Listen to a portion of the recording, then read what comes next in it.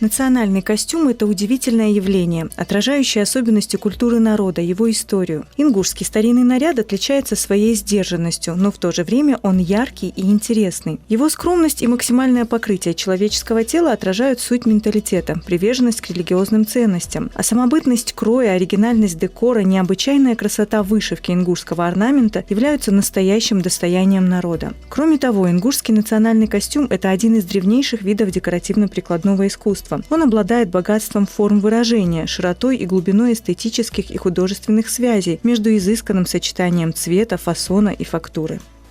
Примерив этот наряд, словно касаешься исторического прошлого своего народа. Интересный момент. Несмотря на то, что чукка – это достаточно сложная и тяжелая по весу конструкция, тем не менее в этой одежде ощущается невероятная легкость и комфорт. Видимо, срабатывает психологический аспект. Красиво – значит не тяжело.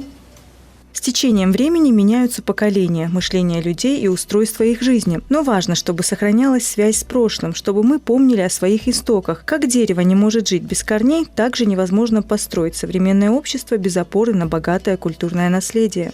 В силу того, что у нас было очень много сырья, и жизнь все-таки проходила в горах, больше внимания уделялось изготовлению одежды из шерсти. Из шерсти создавали нити, затем на ткацких станках создавали полотна и начинали изготавливать одежду. Но дело в том, что использовали как естественные цвета шерсти, так и крашеные. Естественные цвета шерсти были нескольких цветов. Это и белый, и бежевый, коричневый, серый, черный. Но вот они очень умело использовали их. Затем, по мере того, как появились знания о красителях, а красители были природного происхождения, красили в разные цвета. Но были цвета, которым отдавали больше предпочтения. И вот даже формулировки такие: цестмутей, ламукей, кормуэрш. Но опять же, вот какие цвета предпочитали юные девушки, молодые мужчины, и какие цвета были более характерны для женщин пожилого возраста, тоже имеют свои особенности и национальные такие подходы. Яркие такие броские цвета, бордовый, красный, очень нравились девушкам. И на мероприятии они одевали уже одежду более праздничную. Если, находясь дома, они могли ходить в платьях, конечно, удлиненной формы, и под горло бывали платья в основном, то есть это было и соблюдение этикетного момента. Но вот, когда девушка выходила на какие-то праздники или на свадебные какие-то торжества, то, естественно, она одевалась уже красиво. Одевала чук, это внешнее платье, черкеску одевала, которая могла быть сшита как из шелка, парчи, там, тонкой шерсти. И, естественно, здесь уже можно обратить внимание, как их украшали. В прошлом еще не думали над тем, что это было украшение, когда орнаментами украшали одежду. Орнаменты в себе несли определенные функции, это были и пожелания доброй жизни, это были и знаки обереги. То есть это было знаково-символическое искусство, которое выражалось и в одежде, и в обустройстве. Но вот, умели мастерицы создавать вот такие ансамбли, что костюмы были очень привлекательные. Перед нами с вами неотъемлемые элементы ингушского женского национального костюма. Это шапочка, головной убор, нагрудник и пояс. Работы выполнены очень интересно, они очень красивые. К сожалению, сейчас уже такими предметами пользуются только в особых случаях.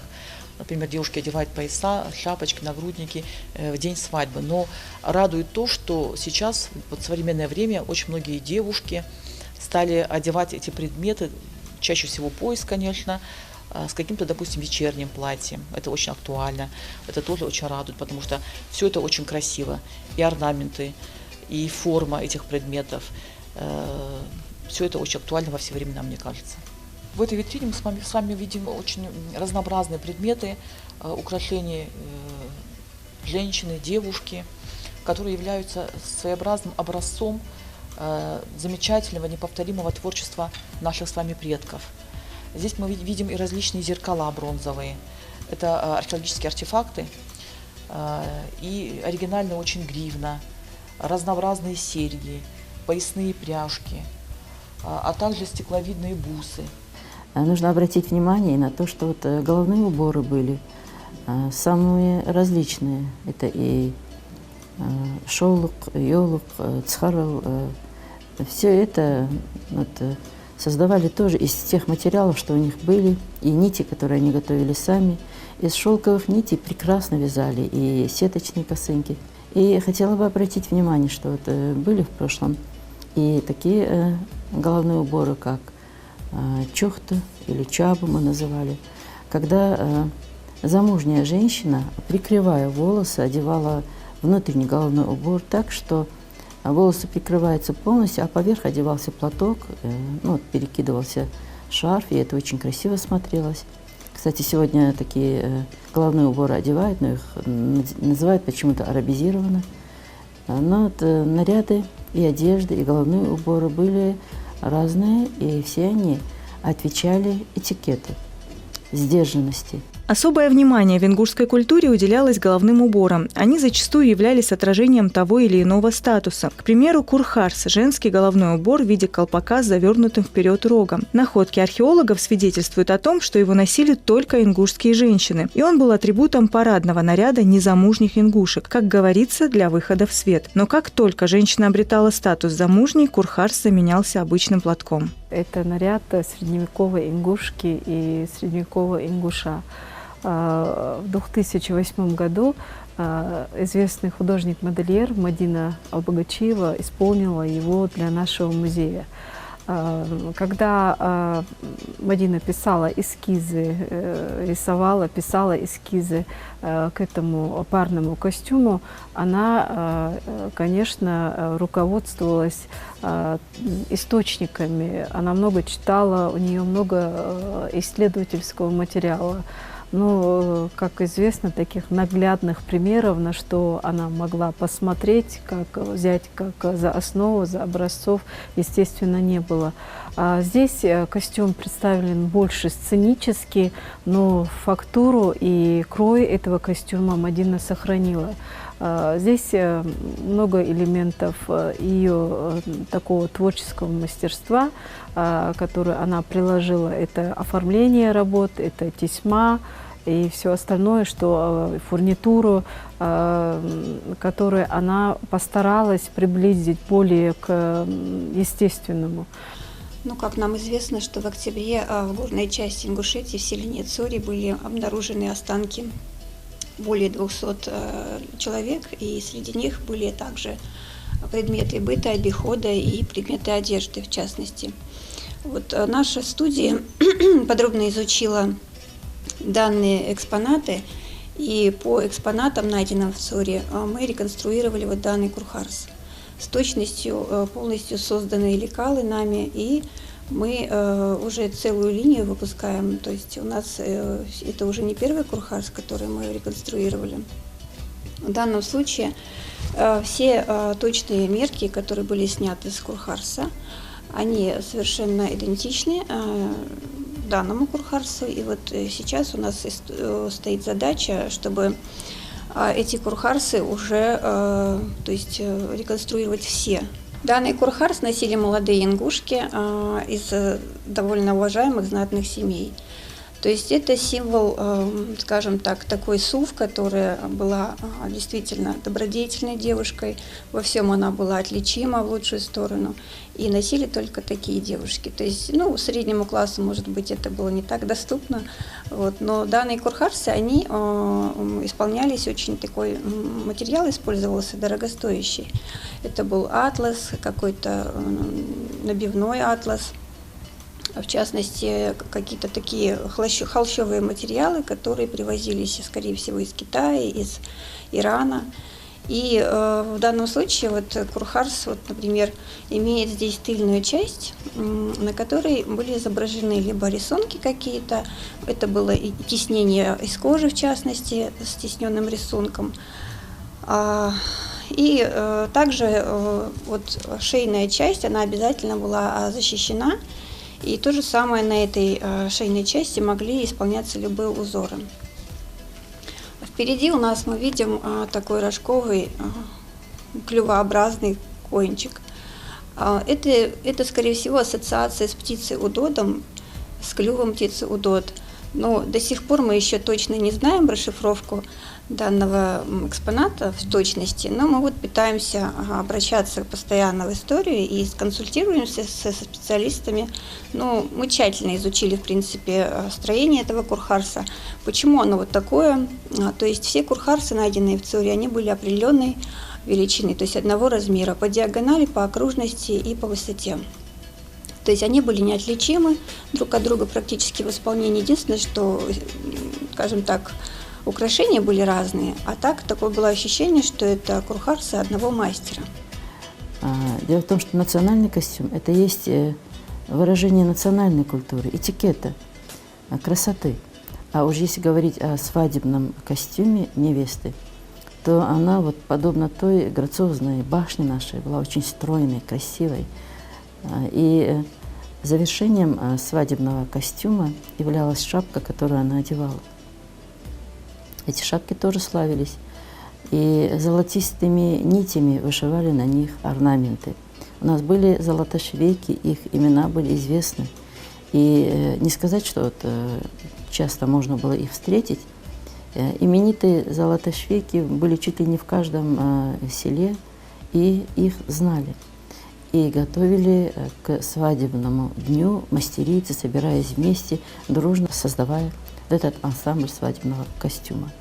И поверх надевали уже, накидывали вуаль. Национальный костюм – это источник творчества, который является объектом материальной и духовной культуры народа. А также он отражает историческое прошлое, быт и среду обитания наших предков. По данным научных исследований, средневековая одежда ингушей шилась из грубых износостойких материалов. Ведь в те времена дизайн одежды был в большей степени обусловлен местом проживания и имел много функциональных особенностей. К примеру, обувь, найденная в археологических раскопках, была изготовлена из сыромятой кожи с плетеной подошвой, что облегчало хождение по горной местности, практично и удобно, своего рода кроссовки средневековья. Мужской костюм является выражением образа наших мужчин. Строгие, сдержанные, стильные. Они представляли собой вот образ кавказца, горца, который имеет черты, характерные для юноши.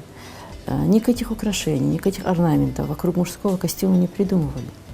Мужской костюм выглядел строго.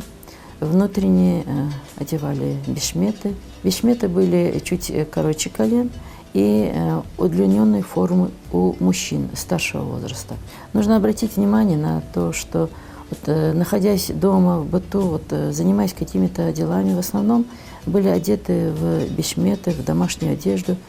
И на голове носили вот головные уборы, сделанные из войлока беринги. Но вот мужчина, когда уже имел выход в общество, он одевал каракулевую шапку, элтырки.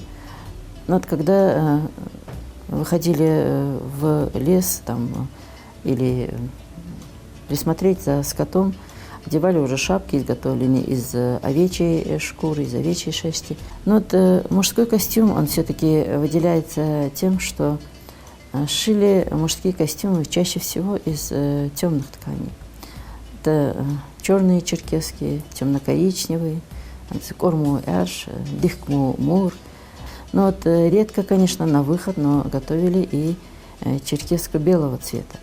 Точно так же, как и бурки, которые изготавливали у нас, они были вот как темно-черного цветов, и были известные мастерские у нас, известные мастеровые, которые создавали эти бурки. И в редких случаях, конечно, бурки бывали и белого цвета. Вообще мужской костюм украшали газыри, украшал красивый ремень, сделанный из кожи, а у нас прекрасно было развито кожевенное дело, кожевенное ремесло. И на ремне кинжал. Так, кинжал тоже он имеет особенность в себе и являлся выражением красоты вообще мужского костюма. Кинжалы передавались, и по наследству их сохраняли как реликвии. Черкесская уже это была более парадная одежда. К ней вот приходились такие элементы непосредственно мужского костюма, которые состояли из национального пояса с серебряным набором. Это были газыри, которые первоначально были для того, чтобы хранить порох или запасные патроны, а позже это просто стали как элементы украшения. Одновременно газыри защищали в бою от удара холодным оружием. Это тоже как бы получается какую-то свою смысловая какая-то нагрузка в этом есть. И, конечно, незаменимой частью и элементом костюма был башлык. И башлыки эти, конечно, изготавливали как для своих мужчин в семье, так и возили их в качестве подарка, или когда выходит замуж их дочь, в качестве подарка новым родственникам. И чаще всего те подарки, которые готовились, были изготовлены как ее помощницами, так и самой девушкой. И интересно было посмотреть на то, какой она рукодельницей является, какие она платки умела вышивать. А ведь вышивка была в моде, и для девушек это было очень значимо и весомо. И о девушках, о женщинах, которые владели искусством рукоделия, слава была по всей округе. И в первую очередь они говорили «кильгозлу калсак», «махбах хош калсак». Вот это было в цене, и это было уважаемо. Древние ингушские национальные костюмы времен нардского эпоса свидетельствуют о том, что у наших предков были развиты различные виды ремесел, в том числе и сложная даже в 21 веке работа с металлом, который очень тяжело поддается трансформации. Образ костюма из танца нашты говорит о том, что развитие металла издревле было знакомо, что вот эти вот кольчуги, которые создавали из железной сетки, из металлической, они были очень прочными. И в то же время и здесь мы видим, как знаково-символическое вот это искусство тоже находило отражение. Но это не было украшением, это был в неком смысле оберег. И вот эти вот образы костюмов, которые перекликаются с такими же костюмами, с удивительными головными уборами, с женскими костюмами, создают ощущение той далекой эпохи. А шлем, который представлен в танцевальном костюме, тоже нам напоминает о том, какие образы умели создавать наши мастера и как они выглядели на мужчинах. И обратим внимание на мужскую черкеску. В мужской черкеске рукава непременно были очень длинные. И это как бы для того, чтобы случайно не коснуться рукой. Рука была прикрыта. И если мы обратим внимание на женские костюмы, на черкесские, то мы видим, что здесь тоже падуги длинные.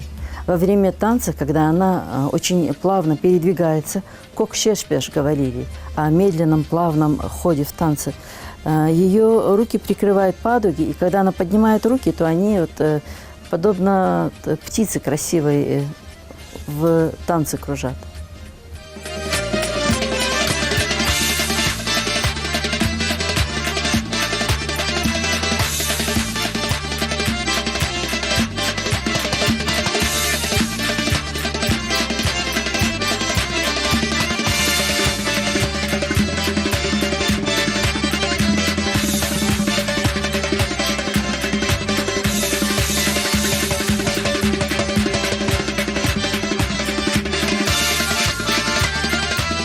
Я как хранитель древних национальных костюмов хочу сказать, какие у нас были костюмы красивые, как одевались наши предки.